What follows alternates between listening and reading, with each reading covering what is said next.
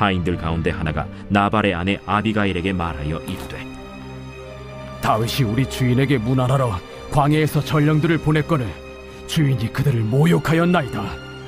우리가 들에 있어 그들과 상종할 동안에 그 사람들이 우리를 매우 선대하였으므로 우리가 다치거나 잃은 것이 없었으니 우리가 양을 지키는 동안에 그들이 우리와 함께 있어 밤낮 우리에게 담이 되었음이라.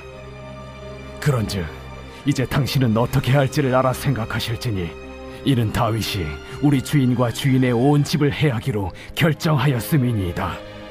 주인은 불량한 사람이라 더불어 말할 수 없나이다. 아비가일이 급히 떡 200덩이와 포도주 2가죽 부대와 잡아서 요리한 양 5마리와 볶은 곡식 5세아와 건포도 100송이와 무화과 뭉치 200개를 가져다가 나귀들에게 싣고 소년들에게 이르되, 나를 앞서가라. 나는 너희 뒤에 가리라. 하고 그의 남편 나발에게는 말하지 아니하니라. 아비가일이 나귀를 타고 산 호젓한 곳을 따라 내려가더니 다윗과 그의 사람들이 자기에게로 마주 내려오는 것을 만나니라. 다윗이 이미 말하기를, 내가 이자의 소유물을 광야에서 지켜 그 모든 것을 하나도 손실이 없게 한 것이 진실로 허사라. 그가 악으로 나의 손을 갚는도다. 내가 그에게 속한 모든 남자 가운데 한 사람이라도 아직까지 남겨두면 하나님은 다윗에게 벌을 내리시고 또 내리시기를 원하노라.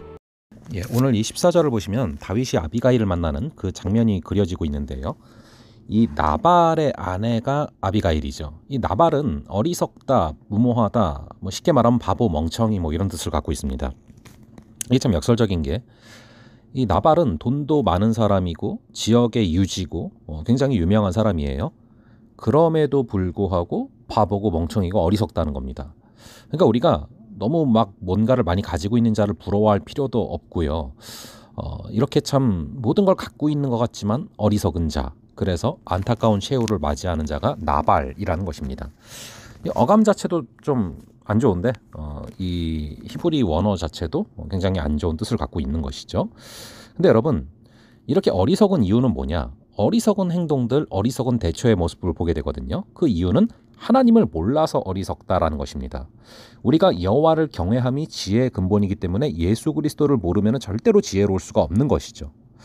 그래서 이 나발은 어떻게 살아야 할지에 대한 어떤 그런 지혜들이 없는 그 모습을 보게 되는데요.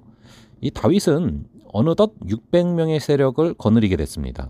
그리고 그들의 도움으로 말미암아 사실 나발이 받은 도움이 굉장히 많은데 그런 것들을 전혀 생각하지를 못하고 다윗의 도움을 요청하는 그 요청을 받아들이지를 않는 겁니다.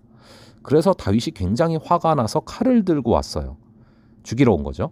그거를 하인들이 먼저 알게 됐는데 하인들이 굉장히 지혜로운 게 이것을 나발한테 말하는 게 아니라 아비가일에게 말합니다. 이 하인들도 안 거죠. 나발이 어리석기 때문에 이자에게 말했다가는 문제가 커진다라는 것을 안 겁니다. 자, 그래서 이 아비가일이 그 얘기를 듣고 분별합니다. 그래서 무슨 행동을 하냐면은 먼저 선물을 엄청나게 보내죠. 이 선물이 마음을 녹인다라는 것을 너무 잘 알고 있는 겁니다. 그래서 왜 야곱과 에서도 그렇지 않았습니까? 야곱이 엄청 선물을 보내지 않습니까? 그래서 이제 길에서 만나자마자 또 엎드리고 이런저런 얘기들을 해서 다윗을 설득하기 시작을 하죠. 자, 여기서 다윗은 왜 이렇게까지 화를 내게 됐을까? 여러분, 이 다윗이 자기의 어떤 자존심이 무너진다고 화를 내고 그런 사람이 아니거든요. 미친 척을 하기도 하고 그랬지만 그런다고 해서 막 이렇게 화를 내지 않았단 말이죠. 그런데 왜 화를 내느냐? 600명을 거느리고 있는 그 공동체에 대한 모독이라고 생각했기 때문에 화를 낸 것입니다. 내 공동체를 험담하는 것에 대한 극심한 분노가 일어난 것이죠. 그렇다고 해서 이런 분노를 하나님이 승인해 주시지 않습니다.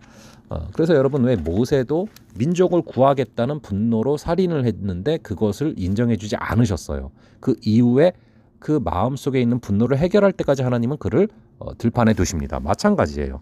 이 분노하는 다윗을 아직은 왕으로 안 세우십니다. 하나님께서 이 내면을 철저하게 다스리신 후 세우시는 것이죠. 자, 그래서 오늘 좀 말씀을 통해서 우리가 좀 지혜롭게 걸어갈 수 있기를, 항상 결정할 때 여호와를 경외함으로 지혜로운 자가 될 수 있기를, 또한 우리 안에 있는 어떤 분노, 아무리 의분이라 할지라도 그것을 다스릴 때, 그것이 다스려질 때 우리를 사용하신다라는 것을 잊지 않고 걸어가는 그런 귀한 한 주 되시기를 간절히 바랍니다. 잠시 기도하겠습니다. 아버지 하나님, 이 나발처럼 어리석고 바보같이 살아가지 말게 하시고 여호와를 경외함은 지혜의 근본이오니 여호와를 경외함으로 말미암아 지혜롭게 걸어갈 수 있는 역사를 허락하여 주시옵소서. 아버지, 심지어 의분이라 할지라도 그 분노가 있을 때 아직은 우리를 쓰지 않으심을 바라보게 됩니다. 그 부분들을 잘 다스릴 수 있는 그런 우리가 되게 하여 주시옵소서. 감사드리고 이 모든 말씀 우리 주 예수 그리스도의 이름으로 기도합니다. 아멘. 예, 그럼 또 다음번에 뵙도록 하겠습니다.